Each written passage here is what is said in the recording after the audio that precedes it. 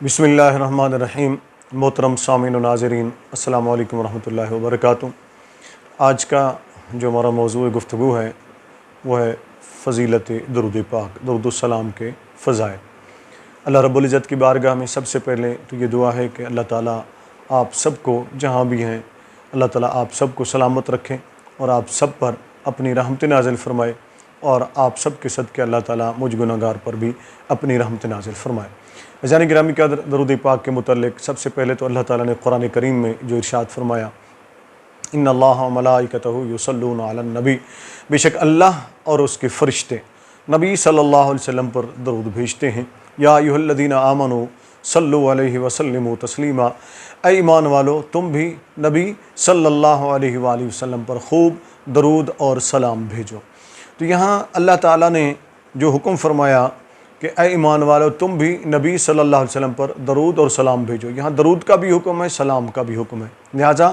جب بھی درود پاک پڑھا کریں، درود و سلام پڑھا کریں، تو اس میں کوشش کیا کریں کہ ایسا درود پاک پڑھیں جس کے اندر درود بھی شامل ہو اور سلام بھی شامل ہو۔ جیسے نماز میں ہم پہلے سلام پڑھتے ہیں پھر درود ابراہیمی ہے، دونوں چیزیں آ جاتی ہیں۔ اس طرح نماز کے باہر جب پڑھیں تو درود ابراہیمی بھی بہت بڑا فضیلت والا ہے، اس کو بھی پڑھیں، لیکن ساتھ سلام کا لفظ بھی شامل کر لیا کریں تاکہ درود اور سلام دونوں پر عمل ہو جائے جو اللہ تعالیٰ نے حکم فرمایا۔ دوسری بات یہ کہ اللہ رب العزت نے کوئی قید نہیں لگائی کہ کس وقت درود پڑھو، کس حال میں پڑھو، کھڑے ہو کر پڑھو، بیٹھ کر پڑھو، کیسے پڑھو۔ فرمایا میرے محبوب پر درود و سلام پڑھو۔ تو یہ بڑی اہم بات ہے کہ اس کو ذہن میں رکھ لیں۔ جو قیدیں لگاتے ہیں اس وقت پڑھیں گے، اس وقت نہ، ہاں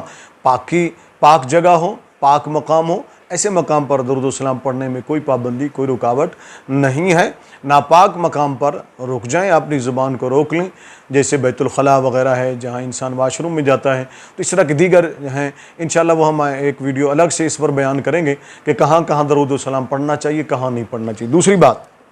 یہ کہ درود پاک کا صیغہ بھی اللہ رب العزت نے متعین نہیں فرمایا کہ اس طرح پڑھو اور اس طرح نہ پڑھو،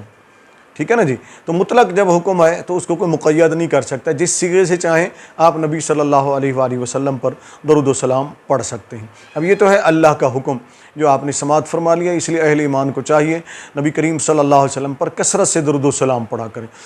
اب نبی کریم صلی اللہ علیہ وسلم کی بارگاہ میں چلتے ہیں کہ آقا علیہ الصلوۃ والسلام اس کے بارے میں کیا فرماتے ہیں۔ حضرت ابی بن کعب رضی اللہ تعالیٰ عنہ سے امام ترمذی رحمۃ اللہ علیہ نے جامع ترمذی جلد دوم کے اندر یہ حدیث پاک روایت فرمائی کہ حضرت ابی بن کعب رضی اللہ تعالیٰ عنہ ارشاد فرماتے ہیں، اور جامع ترمذی کے علاوہ دیگر کتب احادیث کے اندر بھی یہ حدیث موجود ہے، اور کتب جو فضائل درود پر لکھی گئی ہیں ان کے اندر بھی تقریباً ہر درود پاک کی فضیلت پر لکھی جانے والی کتاب کے اندر یہ حدیث پاک موجود ہے۔ حضرت ابی بن کعب رضی اللہ تعالیٰ عنہ ارشاد فرماتے ہیں،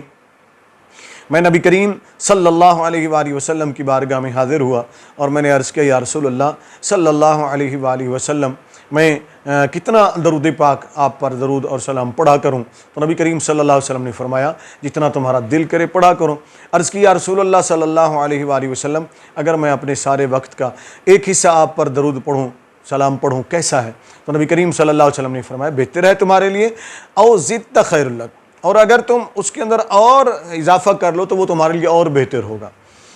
پھر انہوں نے عرض کیا، یا رسول اللہ صلی اللہ علیہ وآلہ وسلم، اگر میں آپ پر درود و سلام 2 حصے پڑھوں، یعنی اپنے وقت کے 4 حصے جیسے کیے تو 2 حصے پڑھوں، اور 2 حصوں میں باقی اذکار وغیرہ یا جو کام کا وغیرہ جو بھی میں کروں، تو اس کے بارے میں کیا حکم ہے؟ فرمایا، یہ بھی تمہارے لیے بہتر ہے، لیکن اگر اور اضافہ کر لو اس کے اندر تو وہ تمہارے لیے اور بہتر ہوگا۔ اب صحابی ہیں، یہ غور سے گفتگو کو سنیں، آقا علیہ السلام سے عرض کر رہے ہیں اور آقا علیہ السلام کیا فرما رہے ہیں۔ تو وہ پھر عرض کرتے ہیں، یا رسول اللہ صلی اللہ علیہ وآلہ وسلم، اگر تہائی حصہ یعنی 3 حصے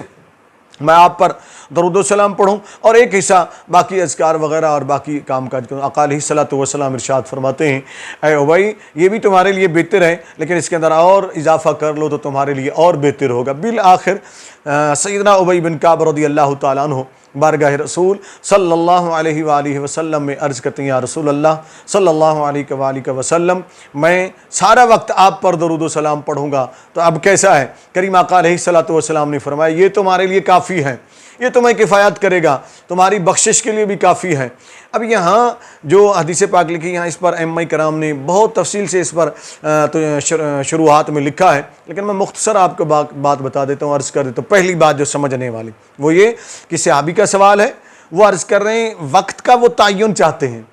اور تعداد کا بھی تعین چاہتے ہیں کہ درود پاک کی تعداد مقرر ہو جائے اور وقت بھی مقرر ہو جائے۔ اب یہاں نبی کریم صلی اللہ علیہ وآلہ وسلم اگر وقت مقرر فرما دیتے، درود پاک کی تعداد بھی مقرر فرما دیتے، تو یہ دلیل ہو جاتی ان لوگوں کے لیے بھی جو درود پاک کے لیے بھی اس وقت پڑھو اور اس وقت نہ پڑھو، اتنا پڑھو اور اتنا نہ پڑھو، یہ پڑھو اور یہ نہ پڑھو، ان کے لیے بھی ایک دلیل مل جاتی کہ دیکھیں جی وقت کا تعین، اور پھر امت کے لیے بھی ایک مقرر ہو جاتا کہ یہ وقت ہے، اس وقت پڑھنا اس وقت نہیں پڑھنا، اور اتنا پڑھنا اتنا نہیں پڑھنا۔ نبی کریم صلی اللہ علیہ وسلم نے اس کے لیے کوئی وقت بھی مقرر نہیں فرمایا، اور تعداد کے بارے میں بھی آقا علیہ السلام نے فرمایا اور اضافہ کرو تمہارے لیے بہتر ہے۔ تو بالآخر انہوں نے عرض کیا یا رسول اللہ صلی اللہ علیہ وسلم میں سارا وقت آپ پر درود و سلام پڑھوں گا، تو اللہ کے حبیب صلی اللہ علیہ وآلہ وسلم نے انہیں یہ نہیں فرمایا کہ یہ تم غلط کہہ رہے ہو،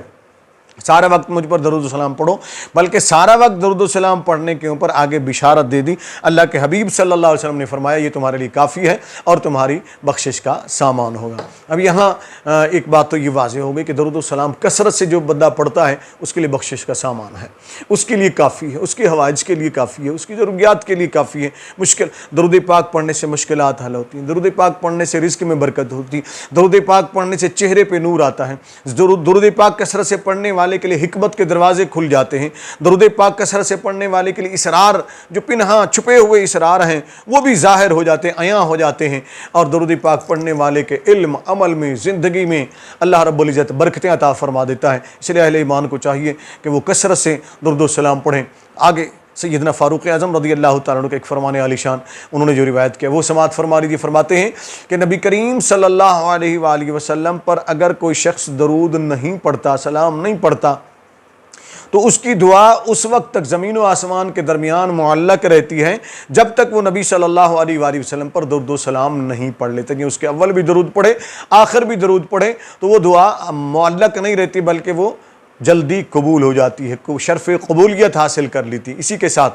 ایک اور حدیث پاک سماعت فرما لیجیے۔ حضرت ابو طلحہ رضی اللہ تعالیٰ عنہ ارشاد فرماتے ہیں کہ میں بارگاہ رسول صلی اللہ علیہ وسلم میں بیٹھا ہوا تھا، ایک شخص آیا، اس نے نماز پڑھی، نماز پڑھنے کے بعد وہ دعا کرنے بیٹھیں گے، یقیناً وہ صحابی تھے رضی اللہ تعالیٰ عنہ جو نبی کریم صلی اللہ علیہ وسلم کی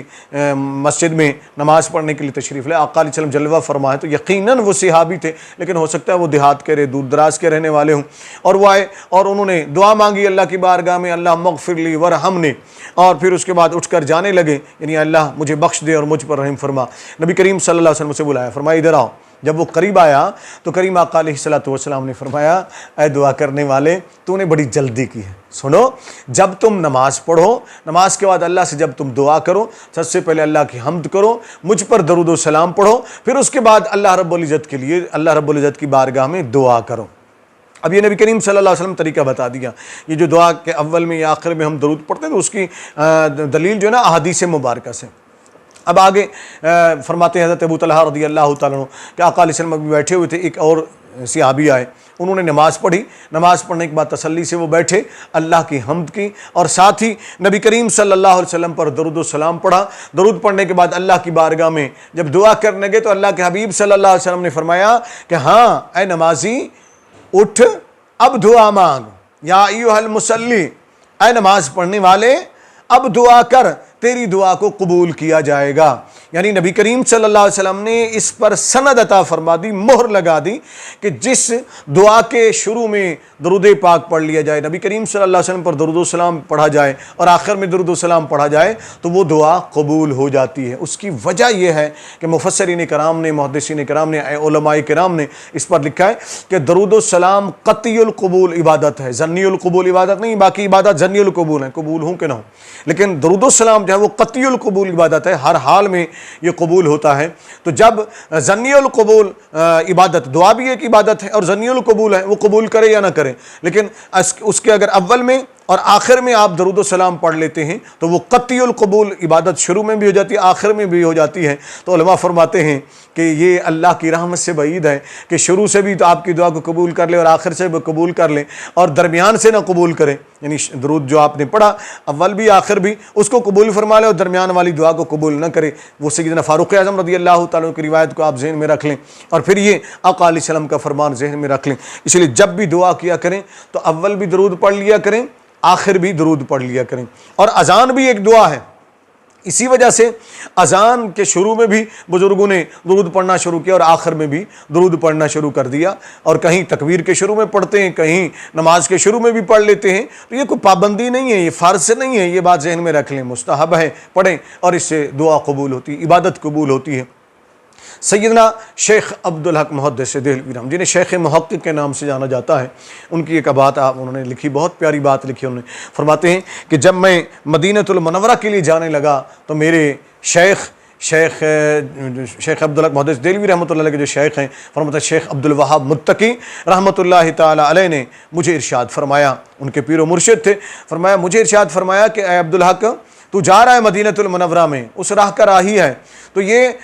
سفر ایسا نہیں ہے کہ اس کو تو ادھر ادھر کی باتوں میں ضائع کر دے۔ سنو، ایک ایسی منزل کی طرف ہو، سرکار کی بارگاہ میں جا رہے ہو، وہاں اپنے وقت کو کسی اور چیز میں خرچ نہ کرنا، بلکہ جتنا تمہیں وقت ملے اپنی نبی صلی اللہ علیہ وآلہ وسلم پر درود و سلام پڑھتے رہنا۔ تو اس سے یہ واضح ہوتا ہے کہ نبی کریم صلی اللہ علیہ وسلم پر کثرت درود و سلام جو ہے یہ انسان کی زندگی کے لیے باعث برکت ہے، باعث رحمت ہے۔ اور جیسا کہ میں نے عرض کیا، جو بھی شخص کثرت درود و سلام کرتا ہے اللہ رب العزت اس کے چہرے پر نور پیدا کر دیتا ہے، اس کی دل کے اندر نور پیدا کر دیتا ہے، اس کے اندر روحانیت کو جلا ملتی ہے اور روحانی منزلیں بڑی جلدی طے ہوتی ہیں درود و سلام سے۔ اور جب کوئی درود و سلام پڑھتا ہے تو بارگاہ رسالت مآب صلی اللہ علیہ وآلہ وسلم میں اس کا نام لے کر بھی ذکر کیا جاتا ہے، اور آقا علیہ السلام براہ راست بھی سنتے۔ اس پر الگ سے ہم عرض کریں گے اس دعا کے ساتھ کہ اللہ تعالی ہم سب کو کثرت سے درود و سلام پڑھنے کی توفیق عطا فرمائے،